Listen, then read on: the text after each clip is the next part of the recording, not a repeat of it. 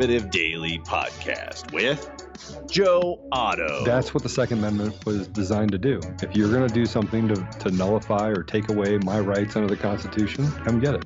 Max McGuire. When you look at politicians on the left, they need to convince people that they are victims. A resistance to the resistance. And now your hosts, Joe Otto and Max McGuire. And welcome back to another edition of the Conservative Daily Podcast. As always, my name is Max McGuire. This is Joe Otto. And today, Joe, we're talking about the big story from yesterday. Joe Biden was among the Obama administration officials who went out of their way to unmask Michael Flynn in the intelligence intercepts.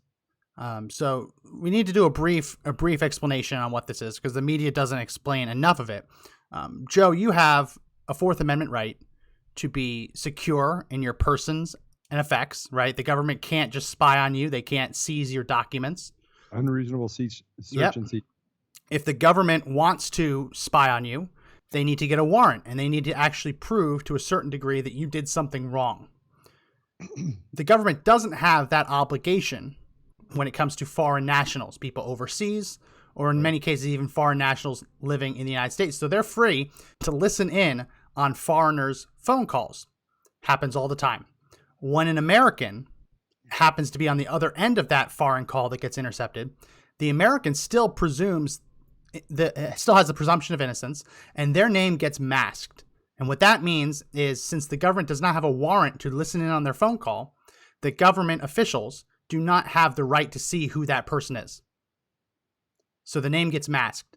In certain situations, government officials can ask for that person to be unmasked, but it's a very, very tedious process because basically what they're asking is the right to spy on someone without a warrant. Right. So it's supposed to be very, very delicate.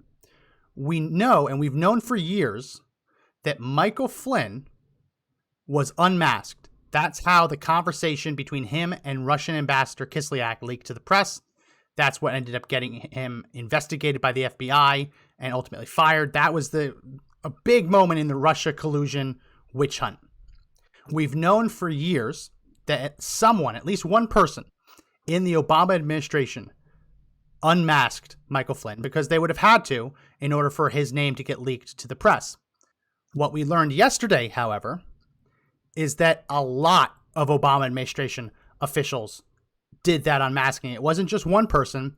I believe it was over 16 Obama administration officials did the unmasking. And lo and behold, at the bottom of the list was Joe Biden himself. Joe Biden was one of the Obama administration officials who asked for Michael Flynn's identity to be unmasked without a warrant. Joe, this is the bombshell right here. Mm-hmm. Yeah, it is. Yeah, it is. And it's a bombshell that nobody's covering. So once they figured out that he was actually one of those people, one of the things that you actually put up, or we put up yesterday, was the amount of coverage that this is actually getting. So the media does not want the American people to know about this at all. And it is divided amongst obviously the organizations that have become political operatives and or basically weaponized environment for the left. CNN, no coverage. ABC News, no coverage. CBS News gave 50 seconds of coverage. MSNBC gave 1 minute of coverage, and NBC News, no coverage. Yeah, I just threw up the graphic so people can see. Absolutely disgusting. This is news that the vice president at the time unmasked his opponent, right? I mean, that's what Trump was impeached over. This idea that Trump weaponized his office to investigate his political opponent. And here we have Joe Biden doing just that.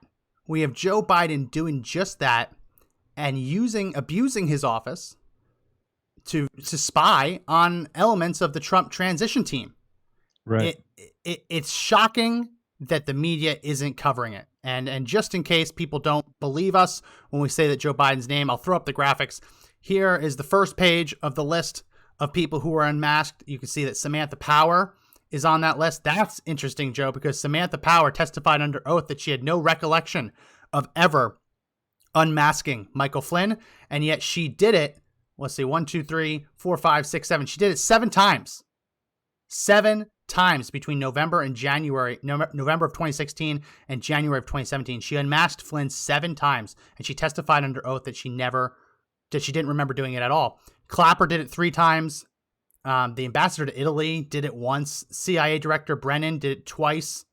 You had Treasury officials. That's interesting. The fact that Treasury officials were doing that. Let's go to the next page. We had other Treasury officials. Defense advisor James Comey is on the list of the 15th of December. You have NATO officials. Someone involved with Syria. That was interesting. Why would they have any desire? And then we get to page 3. And these are the 2 bombshells. You obviously have Joe Biden, Vice President of the United States. But you also have, above that, if you look, Chief of Staff to the President of the United States. Barack Obama's Chief of Staff unmasked Michael Flynn on the 5th of January, 2017. Now, that date is very important because that is the date of the meeting. That is the date of the meeting that was held where Obama was meeting with Comey. Remember, Comey and Sally Yates, they were meeting in that room. And Obama surprised Sally Yates because he knew more about Michael Flynn's phone calls than she did. And she was what, the Deputy Attorney General at the time, number 2 in the DOJ. And that was when Obama said he wanted more information on it. So that same day, we have Obama's Chief of Staff unmasking Michael Flynn. That is Obama himself. The Chief of Staff doing that is doing it on behalf of the President of the United States. And then, as I mentioned, we also have Joe Biden, Vice President of the United States, unmasking him on the 12th of January. Joe, the other day I was on with Keith when you couldn't make it, and I played a clip of Joe Biden being asked whether he had any knowledge of the Flynn investigation, and it was pretty starting clip. Josh, let's play cut 1. I do want to ask you about Michael Flynn, the former national security advisor to President Trump, and the move by the Justice Department last week to dismiss the case against him for lying to the FBI. The president said yesterday that move is justified because President Obama targeted Flynn. He called it, quote, the biggest political crime in U.S. history. Your former Senate colleague, Charles Grassley, has added that Flynn was entrapped and asked on the Senate floor, what did Obama and Biden know? When did they know it? So what did you know about those moves to investigate Michael Flynn, and was there anything improper done? I know nothing about those moves to investigate Michael Flynn, number 1. Number 2, this is all about diversion. I do want to press that. You say you didn't know anything about it, but you were reported to be at a January 5th, 2017 meeting where you and the president were briefed on the FBI's plan to question Michael Flynn over those conversations he had with the Russian ambassador Kislyak. No, I thought you asked me whether or not I had anything to do with him being prosecuted. Okay. I'm sorry. I was aware that they asked for an investigation, but that's all I know about it, and I don't think anything else. Joe, he said that's all he knew about it. When we now know that 7 days after that meeting that he had to be reminded he attended, he himself unmasked Michael Flynn, one of the phone calls that got intercepted. He's a liar. Right. He's a liar. He had everything to do with it. He was in the room. And as we heard in that clip, that January 5th meeting, the one where he and Obama were in the room talking about this, that was the same day that Obama's Chief of Staff, under the authority of the President of the United States, unmasked Michael Flynn as well. This whole thing is blowing up right in their face. Well, and it rightfully should. Now it's just a matter of whether or not you can actually get enough people in Congress to have enough courage to hold them accountable, right? It's an election year. You have Biden running for and is the presumed candidate for the Democrats. That might actually change, right? So that might change over the next 30 days or so. There's been talk that he's not going to be the nominee. But now can people have enough courage to actually stand up and call what's wrong?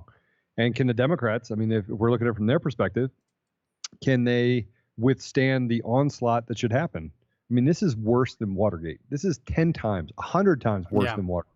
This is a diversion of our and away from our republic, right? This shows you just how corrupt and how far the corruption goes and how evil these people are. I mean, I don't know how to call it any other way. Yeah, evil. And so there's two different ways to go at this. There's the fact that he was unmasked, which is dubiously constitutional. As we mentioned, you have the right to be secure from unwarranted searches and seizures. To have the government listening on phone conversations and unmask Americans that haven't been subject to a warrant is dubiously constitutional. The other issue, though, is that we know that one of these people that we just went through, one of these people who unmasked Flynn, also leaked the contents of the call, classified information. They leaked it to the press specifically to damage Michael Flynn and to damage the Trump transition. I'm going to bring it up again. This Joe Biden date, January 12th, 2017, that is the same day that the Washington Post ran with the story that Michael Flynn was on this phone call with a Russian ambassador. Right. It's just, I mean, coincidence? Do we believe in coincidences? The same day that Joe Biden unmasks him, the Washington Post runs with the story that Flynn was on the phone call with the Russian ambassador. There's just too many coincidences here. The same day that Obama was in that meeting with Comey and Biden, that same day, his chief of staff is unmasking Flynn on the president's behalf. There's too many coincidences here. I want to play this clip because this just happened. This is hilarious. As we mentioned, James Clapper is on that list of people who unmasked Biden. He was on CNN today, and CNN asked him specifically about whether he leaked the information that he unmasked to the press. Watch what happens when he gets asked that question. Let's go to cut 2. Okay, so asking for names, nothing wrong with that. Unmasking in and of itself, nothing wrong with that. Leaking classified information, and by definition, these phone calls were classified, that's a problem, correct? Absolutely, it is. And if anyone did leak the contents of these conversations with or without the name, that would be a problem, yes? We've lost the shot. I wonder if we can at least get him on the phone to finish this. Let's try to get Director Clapper back. All right, we're gonna work on getting that shot back. But joining me now. All right, cut it there. Joe, that's James Clapper being asked on live television whether he leaked it, and he answers that yes, it's a serious thing. And then instead of answering the question, oh my goodness, his feed miraculously cuts out. It miraculously cuts out right as he's being asked about it. Because if he answers that question and he gets and he has to go before even a grand jury, I don't know if they would have a grand jury, but if there's any prosecution in this case, or special investigation in this case, and he answered one way and he answers a different way, he opens himself up for perjury. So perfect time for it to actually drop off. And by the way, we should probably go back to the fact that Flynn was not charged with lying to the FBI, right? Well, that's what he was charged with. He pled guilty to it in a plea deal. That's what he was charged with. I want to finish this up before we get back to that because there's a second. He was charged with lying to the FBI. He was not charged with perjury. He was not charged with perjury. We'll get to that. I want to finish this up because they did get Clapper back on the phone. He responded that no, he didn't. He didn't leak anything to the press. And then CNN asked him whether he would respond to the subpoena if he's subpoenaed to testify to answer for his crimes. Listen to the response he gives. Let's go to cut 4. Given my age demographic, I'd be happy to come after I've been vaccinated for COVID-19. Would you testify remotely? I could do it remotely, as the case with the Fauci hearing, or respond to questions or that sort of thing. But I don't particularly want to put my life or that of my wife in jeopardy for in-person testimony. All right, let's cut that there. So, Joe, he's asked, what are you going to do if you're subpoenaed? And he says, well, I'm not going to go in and testify until there's a vaccine for COVID-19. Right. Which just conveniently won't come until after the election, or right around the election if Trump gets his way. saying I'll testify remotely with a lawyer by my side feeding me answers, or I'll answer written questions, but I won't come in person where the whole world will have to see, will see what I'm saying. It's just so transparent. The feed cuts out when he's asked the question, and he says, I'm too frail, I'm too at risk to actually answer your questions under oath. These people broke the law, Joe. They violated his constitutional rights. It's deprivation of rights under color of law. That is the crime they committed, abuse of power. And he's saying, oh no, I unfortunately, I can't come testify until I'm vaccinated. What a load. What a load of CRAP. Yeah, so we probably should also add to this that even if he does do it remotely, right, there is a way to actually get him to actually testify remotely. There is a way for them to make sure that they have a clean room and things that he can actually testify in.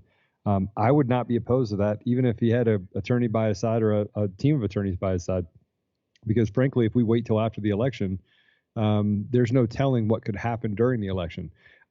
Max, I think we're really close here to blowing it wide open and having people actually go to jail. And I think that there's I think that it's far-fetched that you'll actually get President Obama tied up in this, just because there are certain things that are tied to being the president that give you kind of protection from these types of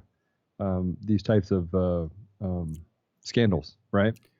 But I will tell you that other people around him will go down. And as those people start to go down and they start naming off other people, this could turn into a tidal wave of convictions for the Democrats. Oh, it absolutely could. And while Obama has many protections, he doesn't have protection from being investigated for that crime that I mentioned, deprivation of rights under color of law. That's colloquially known as abuse of power. It's the idea that you abuse your power to violate someone else's rights under the pretext that what you're doing is legal and constitutional. He doesn't have protection from that. So technically he doesn't. Technically he does not. But it's whether or not Congress would actually have the cojones to call him in. That's where we run into the problem. Call him in, but what happens when you leave office as a president is that there's and again, I'm trying to research it right now while I'm on the phone or while I'm on this call. Or on the podcast, but there's a presumption of innocence that anything that you did during the course of your presidency, then it's almost as if you were pardoned by the president coming in, right? That there's an understanding that you cannot be charged for things that you did during your presidency. Now, it may be illegal, but I think that setting the precedent for Congress to do that would be, I think, it'd be the wrong message to send.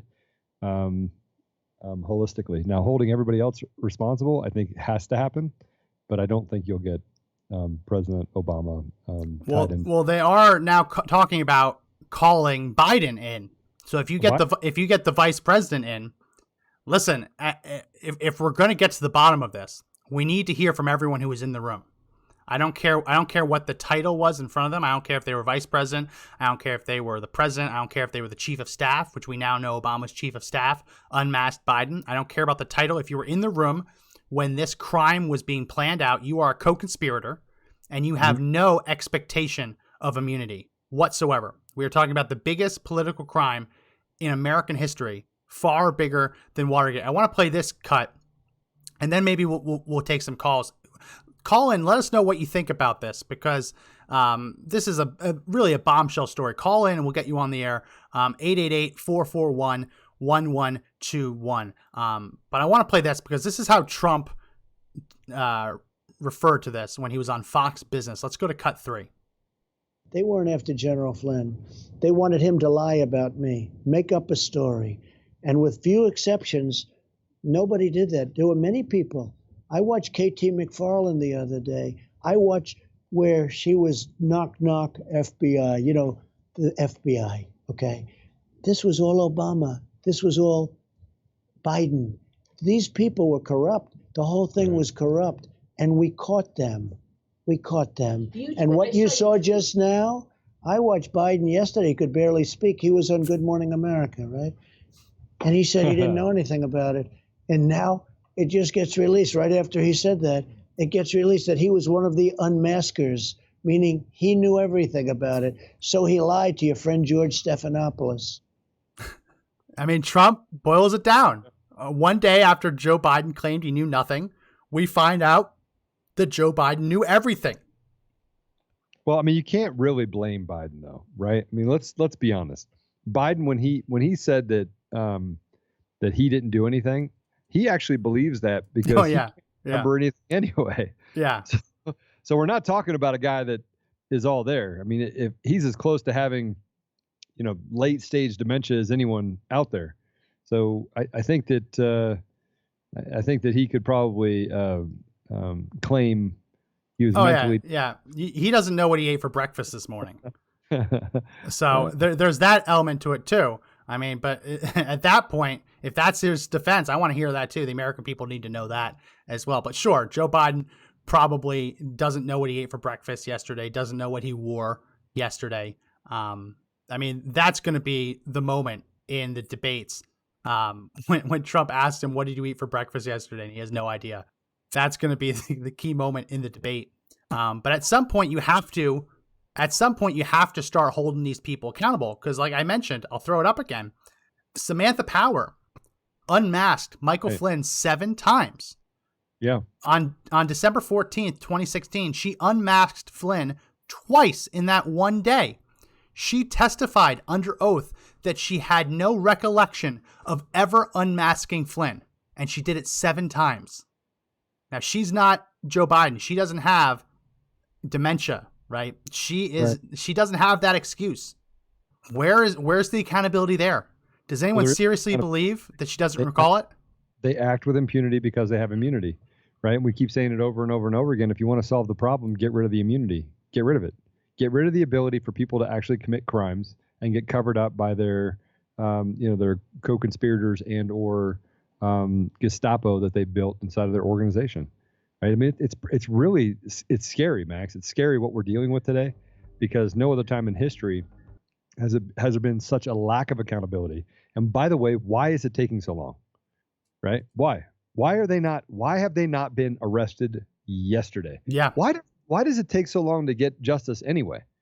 Right? I mean, if you have all of the details like we're looking at right now, and we know that it's illegal, then why haven't we arrested them? What is taking so long? I mean, they could make a bill for $3 trillion that includes enough fat to fill the entire country twice over, right? Yeah. For other people other than Americans, they got that done in a week. Why can't indictments done in a timely manner? Why can't they indict these people for the wrongdoing they did? Why? And by the way, why is the FBI going after one Republican or Republican Congress member, Burr, right? Senator? Yeah, Burr, without going after the others. Yeah, Feinstein had some questionable buys and sells on the stock market. Yeah. Why aren't they serving a search warrant there? Why? Because the deep state is real. It's real. It's real. Otherwise, why haven't they just served him an arrest warrant? Why?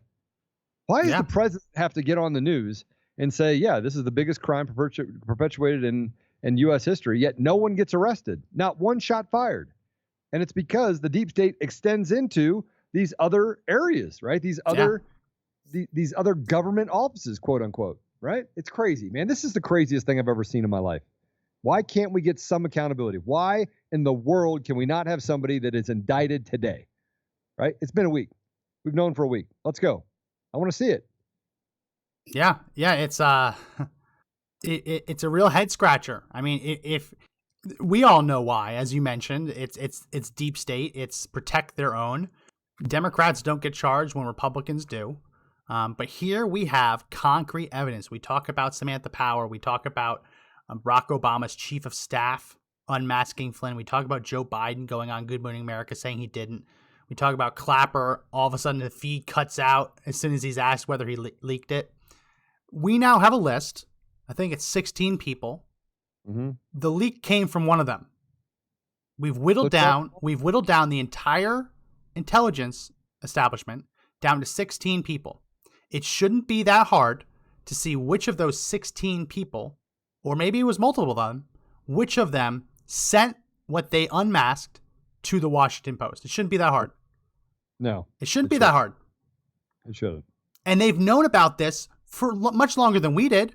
It took Rick Rennell declassifying this last week when he brought his satchel of documents over to the DOJ. DOJ has known about this list for much longer. 16 people. 16 people. One of them, at least one of them, probably multiple, they're probably working together, but at least one of those 16 people committed the greatest political crime in our history. So and they're walking free.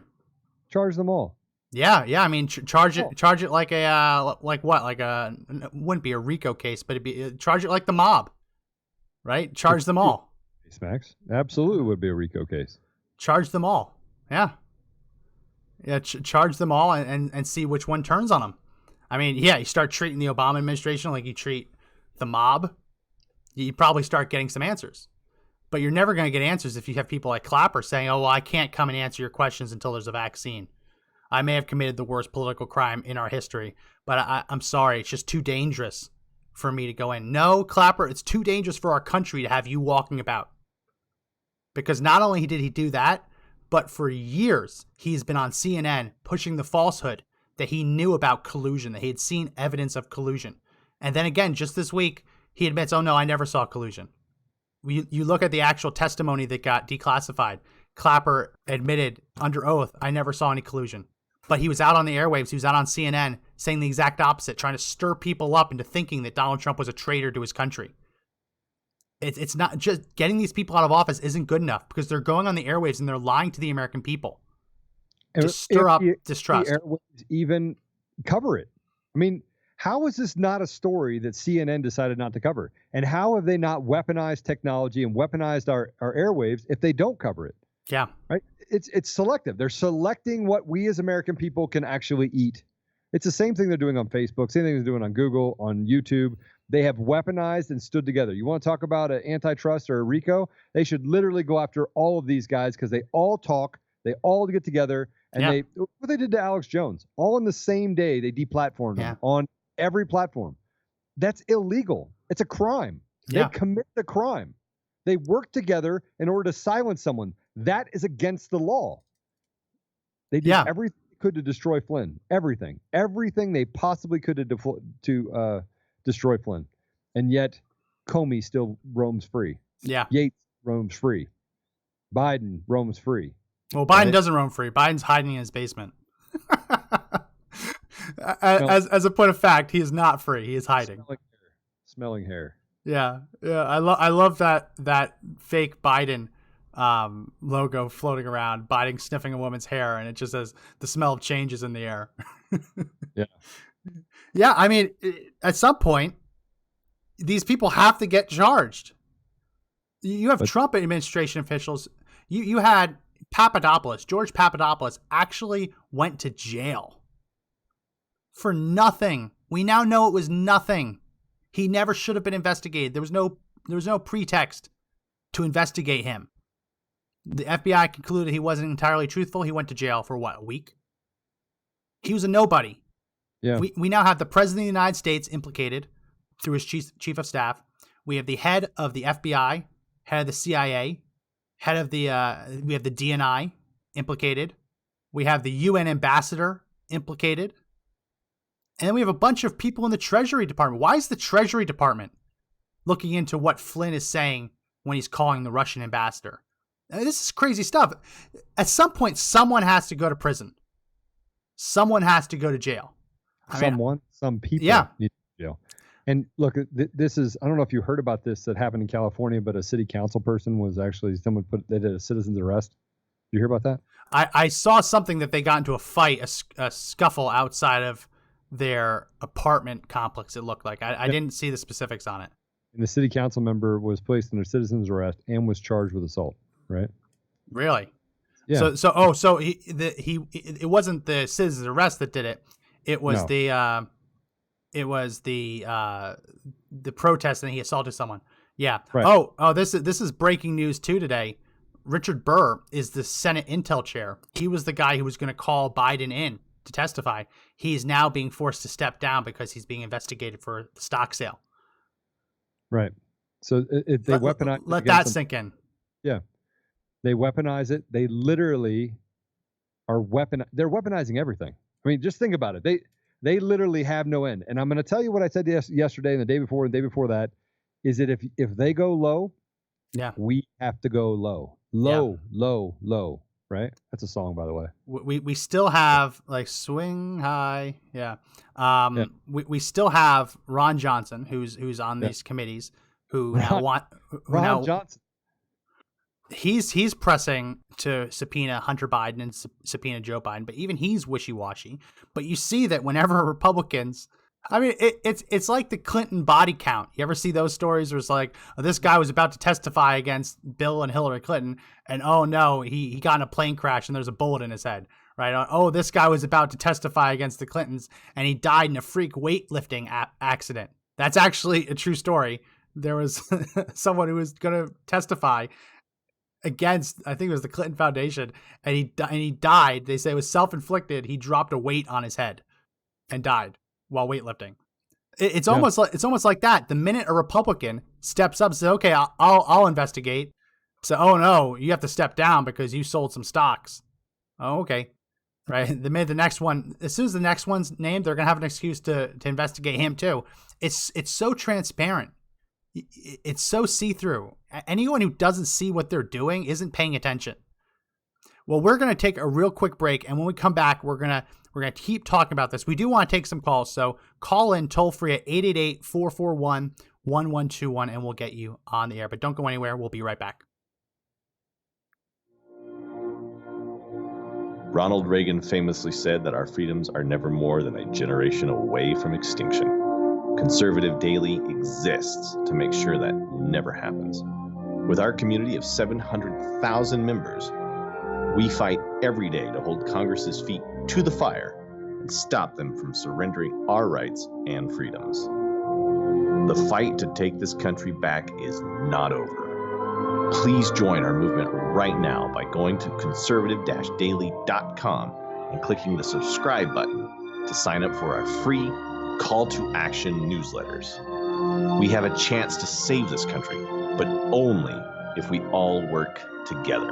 Again, this is conservative-daily.com, and don't forget to hit the subscribe button at the top. We are back from the break. We are talking about the big news of the week, big news of the year, big news of this presidency. We've been wondering who it was in the Obama administration who decided to unmask Michael Flynn, and we now know it was 16 Obama administration officials, including Joe Biden himself. Joe Biden went on the record and said that he had no idea what was going on with Flynn's investigation, and 24 hours later, we learned that he knew everything. He has no idea. He doesn't really have any idea. Bless the guy, man. He's out of it. Yeah, and I just posted. I posted on the Facebook comments. We put out a video. We're doing this as a series of videos chronicling Joe Biden's actual signs of mental decline. We're going through the symptoms of dementia and Alzheimer's and showing clips to basically explain how Joe Biden is showing these symptoms. I pinned that. It's in the Facebook comments if you want to check that out as well. I mean, it's a funny quip, but at the end of the day, these people were still treasonous. And while no one wants to send a 70-year-old, 80-year-old to prison. Yes, I do. Why don't I want to send I'm saying generically. I definitely want to send a 70 or 80-year-old person to prison. I don't care how old they are. I don't care. Age is, you did the crime, you do the time, right? And if they did the crime, they should go to jail. I don't know why this is so hard for everyone. We want to feel bad and have empathy for them. What about the people that are locked up for petty crimes for 10, 20, 30 years? What about that? From the crime bill that Joe Biden pushed through. I mean, look at how many people in California are actually locked up, right? Democrat state. The Democrats literally will just lock up their people. If you don't agree with us or we see you as a threat, we'll just lock you up. Steal a candy bar, do it 3 times, you go into prison for 25 years to life. Yeah. I mean, it's crazy. It's absolutely insane what the left has been able to do. Well, they're actually doing the opposite now, that unless you steal a certain amount of goods, you don't go to prison. Yep. So you actually have people running into department stores with a calculator and they're adding up the price tags of what they're stealing to make sure they don't go over the 500 or 750 or whatever the threshold is, because they know if they don't steal that much, they won't go to jail. It doesn't make sense. And I mean, they're releasing people from prison now because of COVID-19. I know that Paul Manafort, who was completely railroaded, he's now going to serve house arrest for the remainder of his sentence. Trump has to commute his sentence. This guy's not going to have a home if he's not allowed to work, right? He's not going to have a home.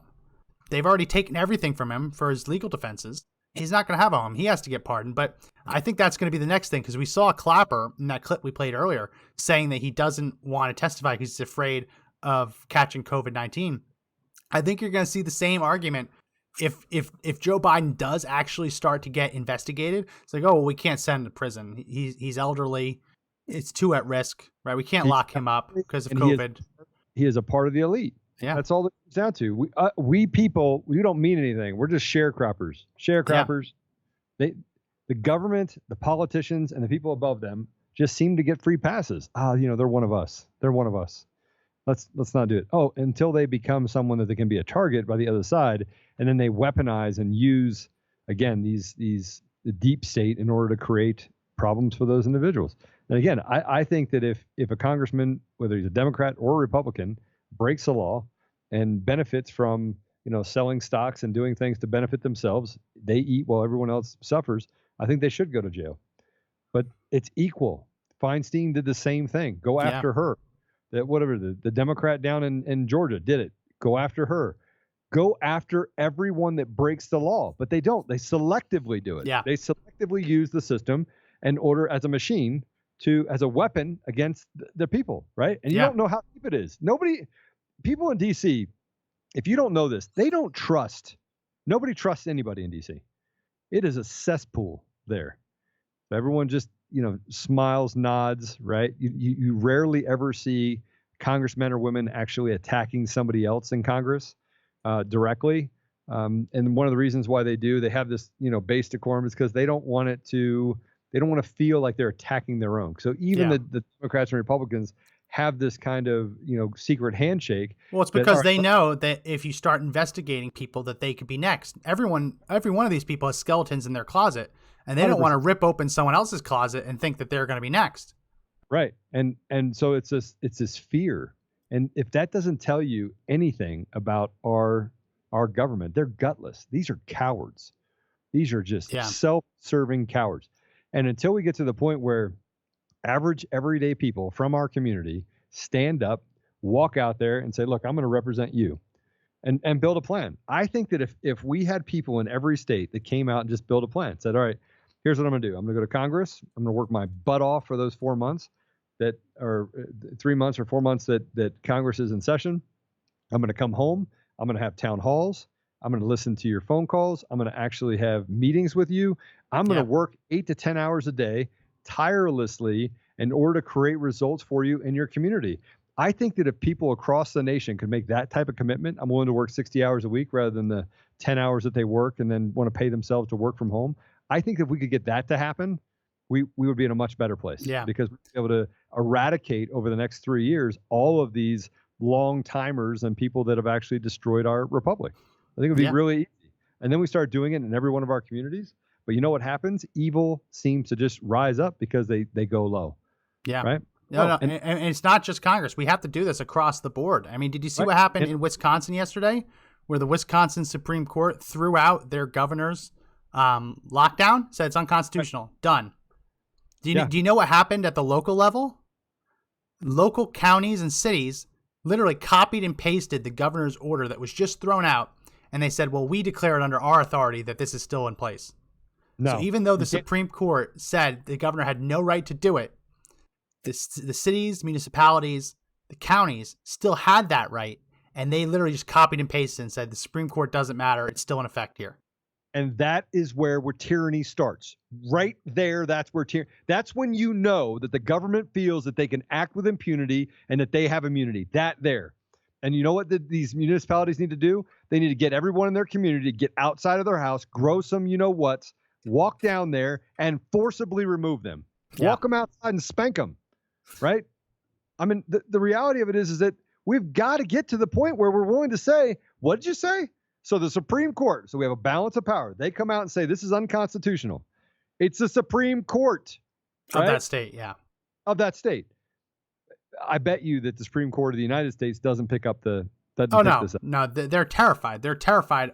They don't want it on their hands that they overturned a lockdown and and people died as a result.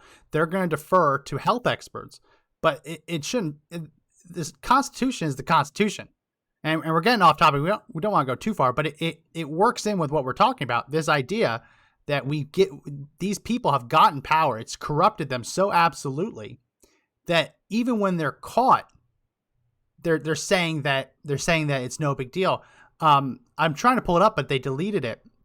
One of Biden's surrogates last week accused Donald Trump of harming democracy by attacking the press, attacking the free press. Yesterday, that same surrogate went after the reporter who published the list of people who unmasked Flynn. Right? It's just complete hypocrisy. If they didn't have double standards, they'd have no standards at all. And I can't think of a better case study. I can't think of a better first example of sending one of these people to prison than Joe Biden. Actually, I could. It would be Barack Obama. Barack H. Obama. I could see him. I'd take him over Biden any day. But someone has to go. I mean, what's that famous line at the end of The Rock? Someone has to go to prison. Someone has to go to prison. He was unmasked unconstitutionally. Deprivation of rights under color of law. That classified information was then removed from a place of custody and given to a Washington Post reporter who was not authorized to view it. That's the same crime that Hillary Clinton herself was investigated for and let off the hook. Right? Deprivation of rights, color of law, that's 10-year prison sentence. Mishandling classified information, that's 5 years prison sentence. Just those two crimes. I'm not even a lawyer. And I'm looking at this and I'm saying, I can point to two statutes. I can point to two statutes that you have a credible argument for. Where's the prosecution? And we're going to keep saying this. Where's the prosecution?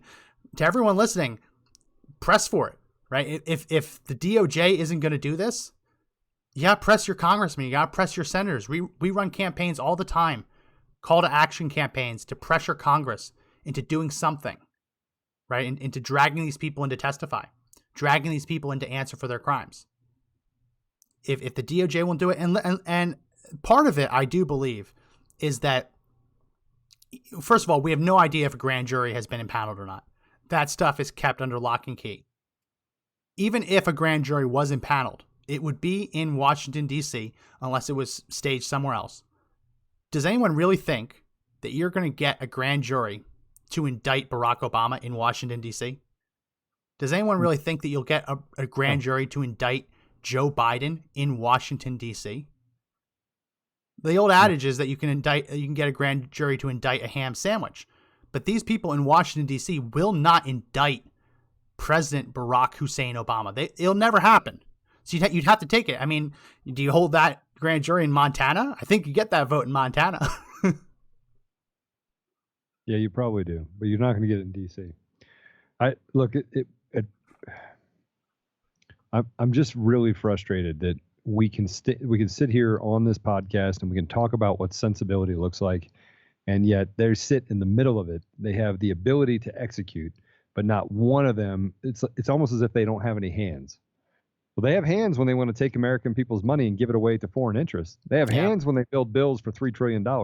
They have hands when they want to attack certain people, right, and weaponize technology and create fake news that they can perpetrate across the entire network of assets. Then they have hands. But when it comes to actually holding somebody accountable that sits to the left or the right, there's no honor, no respect, no accountability. They turn around and say, wow, we need to look into it. And they make it go on for so long that no one ever gets held accountable. That, ladies and gentlemen, is a deep state. Yeah. That is what a deep state looks like. It's when you have people that stand in the way and interfere with justice. Yeah, no, it's absolutely true. Nick Clark writing in, wait, break the law and it's equally applied. How's that work? Yeah, you're right, Nick. It's you're absolutely right.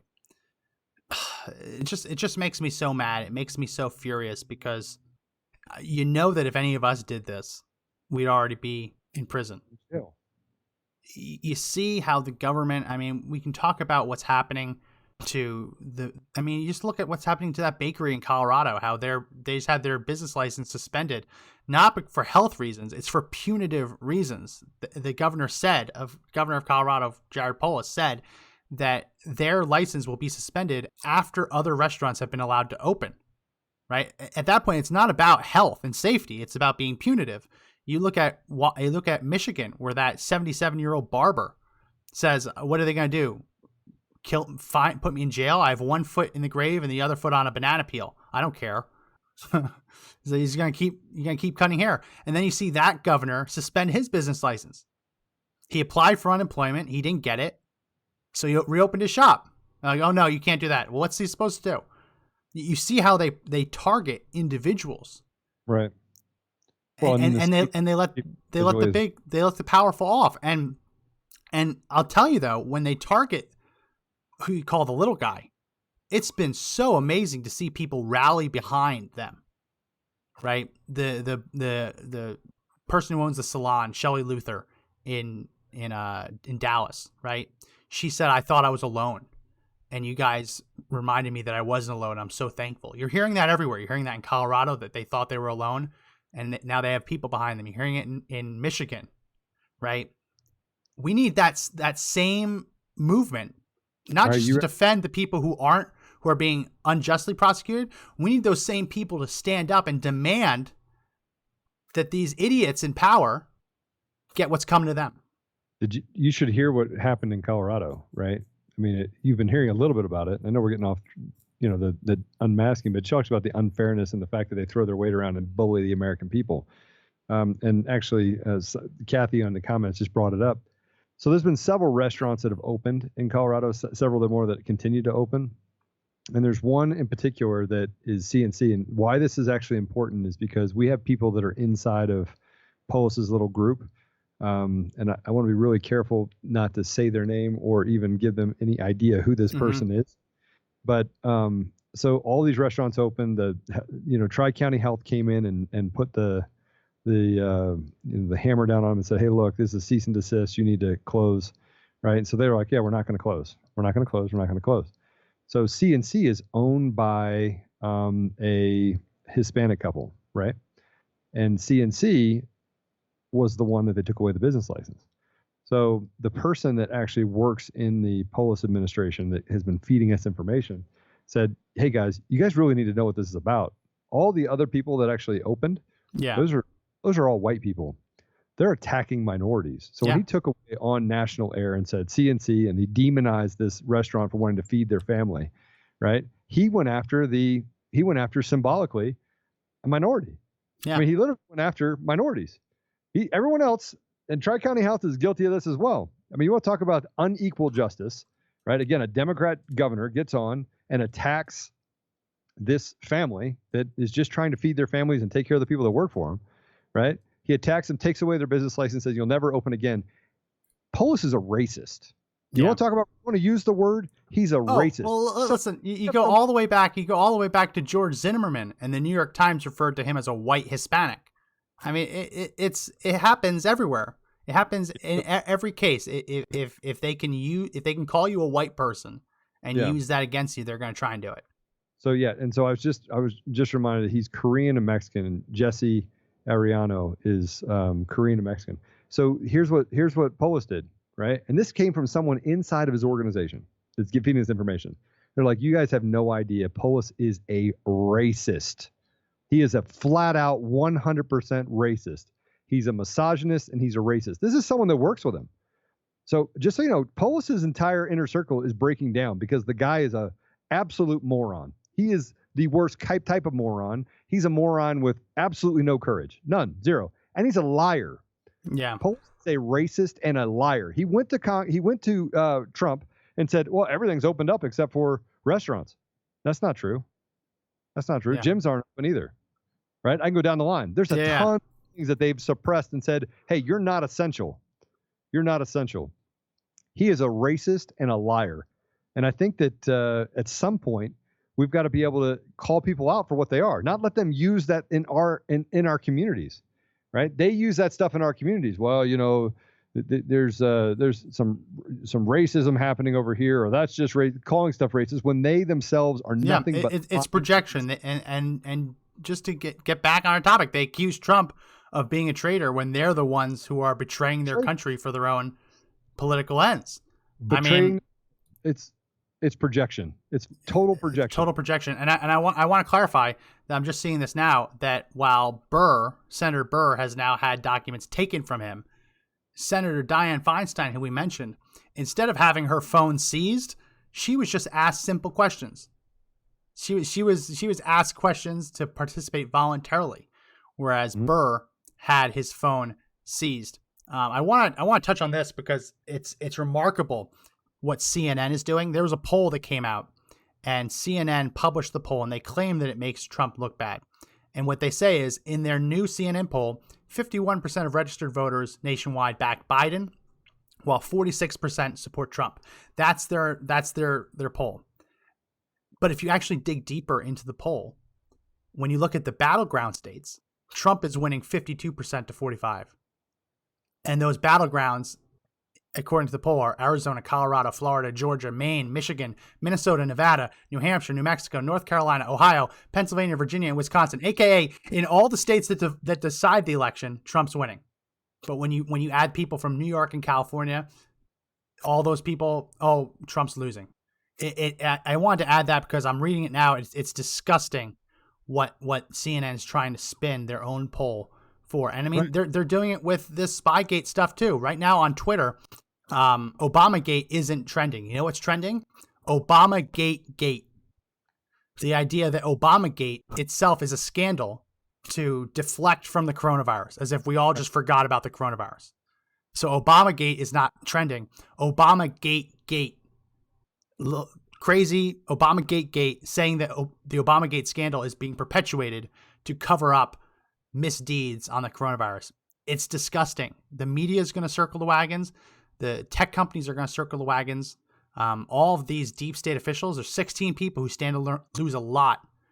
16 people who unmasked Flynn, they stand to lose a lot. They're going to be protecting themselves. And as I said before, someone has to go to prison. Someone does. It's the biggest political crime, biggest political scandal in our history. Projection. It is actual evidence that a sitting administration spied on an incoming administration, and that one of these traitors leaked out those classified documents to the press. Someone has to go to prison. Well, any final words, Joe, before we wrap up this episode? What do you think I'm going to say? Something about courage. Yeah, courage. I think we're at that point now where we just have to have courage. And we have to stand. We have to actually do something, right, with that courage. In other words, standing and talking doesn't do anything. We got to be able to stand together and make something happen. I think it needs to happen at the local level, inside the communities, and run for office, right? That's courage. Run for office. If you're unselfish, run for office. De-seat these other people there that are just selfishly stuffing their face with ice cream. Yep. Run for office at any level. If you see someone running unopposed for sheriff, for coroner, I don't care what it is. Yeah. Throw your hat in the ring. You don't have to be a doctor to run for coroner. Did you know that? And I want to bring this up real quick before we stop. Joe, there was a person in Colorado who died of a blood alcohol content of 0.55. Wow. That's I'm not lying. 0.55. 0.08 is too drunk to drive. He died of a blood alcohol content of 0.55 in Colorado, and he was listed as a COVID-19 death. Wow. Let that sink in. 0.30 is what kills you. He had 0.55, and they said he died of COVID-19. Well, that's going to be it for this edition of the Conservative Daily Podcast. Remember that you can download the podcast on the Apple Podcast as well as the Google Play Store. We have links now in the Facebook description of our live stream. You can also find us on the Podbean app as well as conservative-daily.com. Please do subscribe. Please do download. It really helps us as we try to grow this show. So again, my name is Max McGuire. This is Joe Otto. And remember that the fight to take back our country isn't over, but the only way we win is if we all fight together.